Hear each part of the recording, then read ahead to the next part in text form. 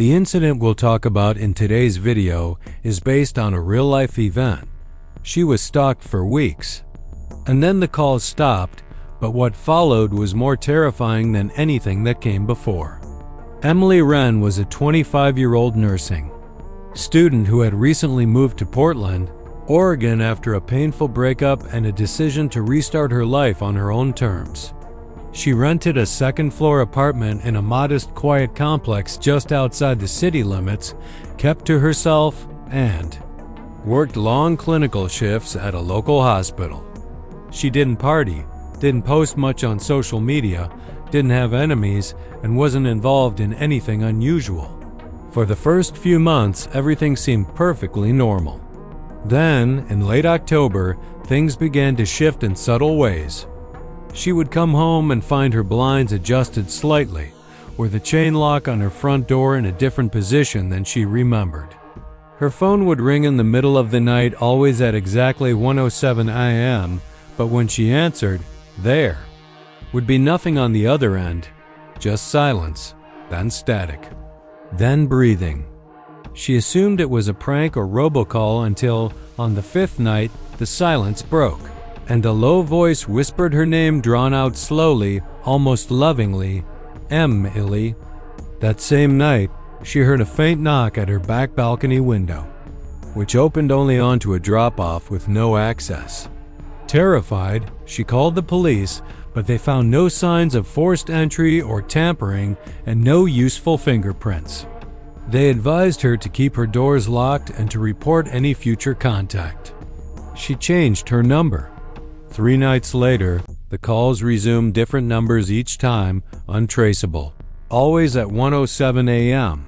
She stopped answering, but voicemails would appear, sometimes minutes of breathing, other times faint recordings of herself moving around her own apartment, as if someone were recording her through the walls.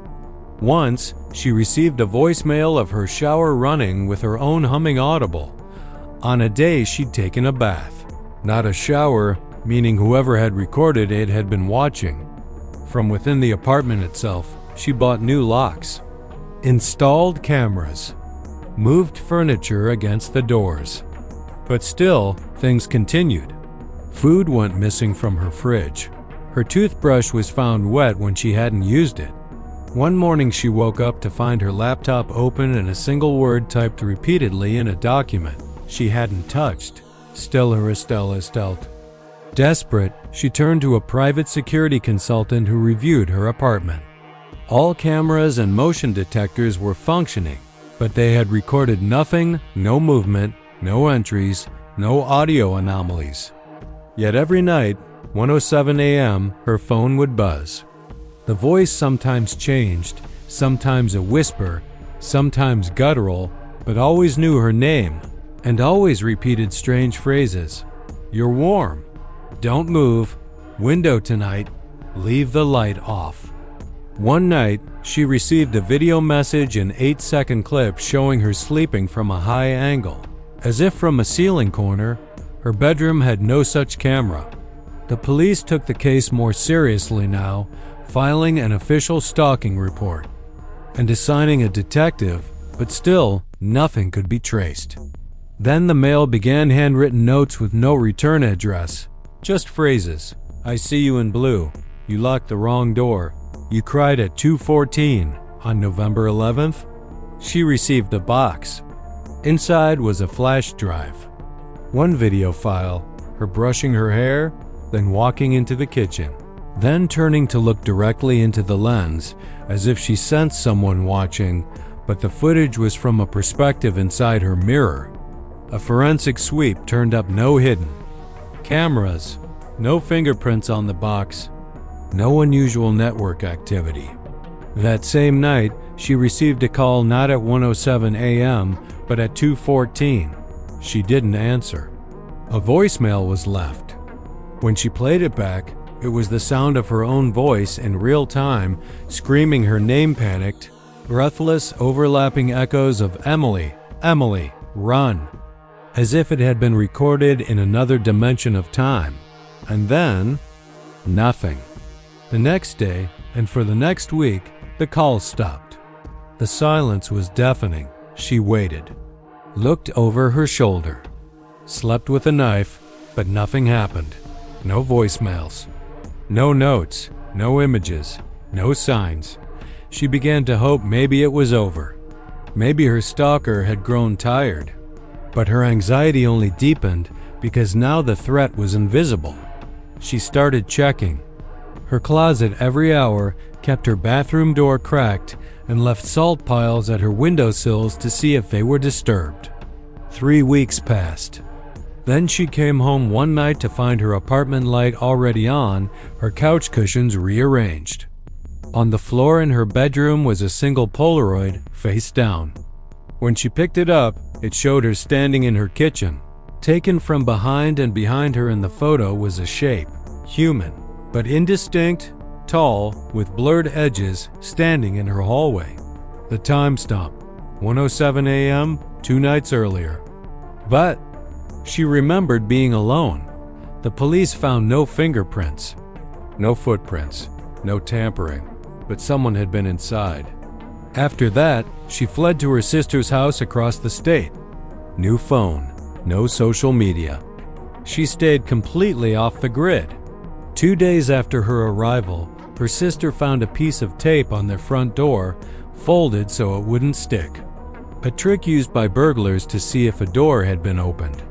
That night, Emily's phone buzzed. A voicemail. It was just breathing. Then, a click. Then her sister's voice saying, "Emily?"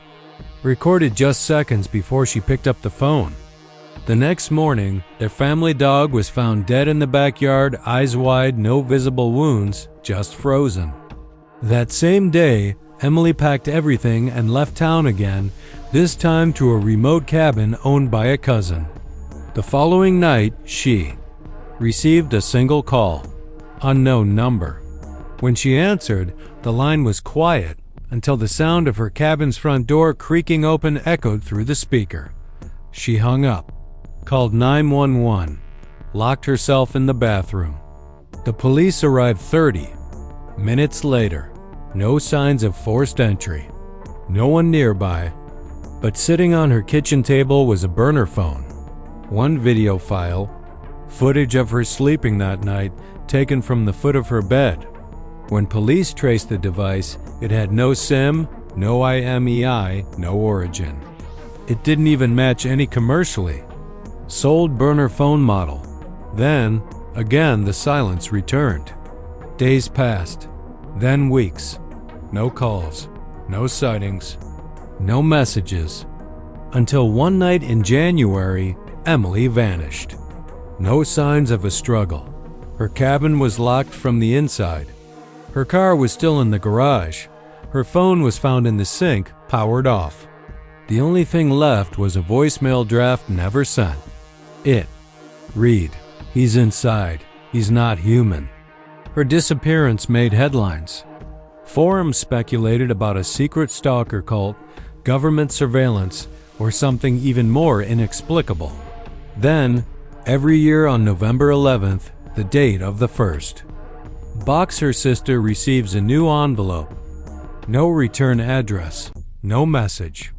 Just a single Polaroid, aged and yellowing, showing Emily in strange places, standing at a gas station in a town that doesn't exist, sitting on a bench next to someone whose face is always blurred, or walking through a forest in the middle of the night, her eyes open wide, as if she's awake but not alive. And every photo is stamped 1:07 a.m. Her case remains unsolved. Her body was never found. But the calls, they never truly stopped.